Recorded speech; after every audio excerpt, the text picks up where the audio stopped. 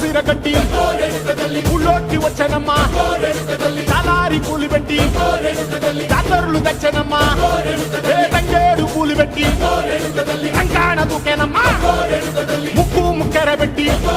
ముల్లోకాల నెలనమ్మా ముందార చూడంగా మున్నూరు కన్నులమ్మా ఎదికాల చూడంగా ఏనూరు కన్నులమ్మా సాధు సిద్ధులంతా సాగిల పడ్డరమ్మా మహారాజు రాజులంతా